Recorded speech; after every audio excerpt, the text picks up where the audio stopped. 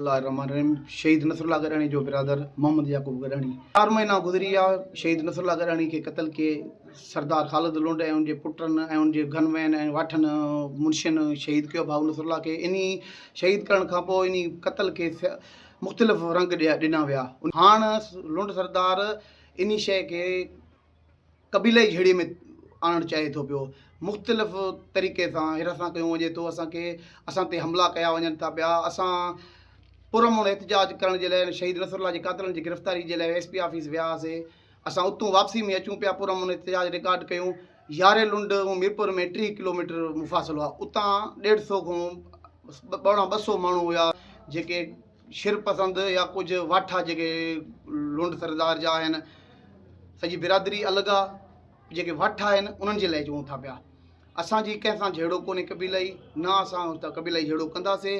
असां पुरअमन आहियूं, पुरअमन रहंदासीं। शहीद नसरुल्लाह जा वारस पुरअमन आहिनि ऐं पुरअमन रहंदा इंशाअल्लाह।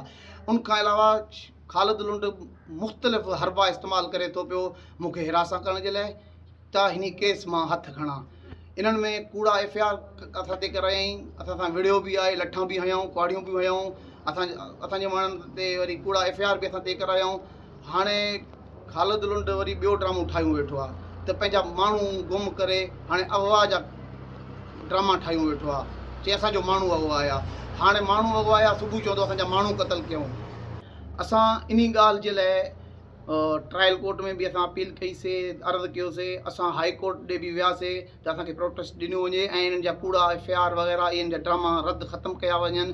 ऐं इन खां अलावा असां अपील कयूं था चीफ जस्टिस ऑफ पाकिस्तान ऐं सिंध हाई कोर्ट खे अपील कयूं था पिया ऐं वस वारनि खे असां अपील कयूं था पिया इन शइ जो नोटिस वठनि।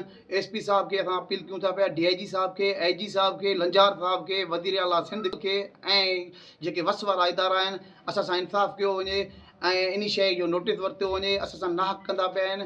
असां पुरअमन आहियूं, पुरअमन रहंदासीं।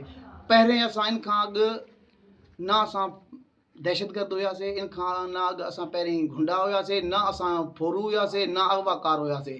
हाणे इन्हनि में असांखे अगवाकार बि ॼाणाया वञनि था, असांखे गुंडो बि ॼाणायो वञे थो, असां ते हमला बि करनि था, FIR बि असां ते करनि था पिया। वस वारनि सां मां अपील कयां थो पियो त असांजी इंसाफ़ कयो वञे ऐं नोटिस वरितो वञे ऐं अहिड़नि ड्रामनि खे रद्द कयो वञे।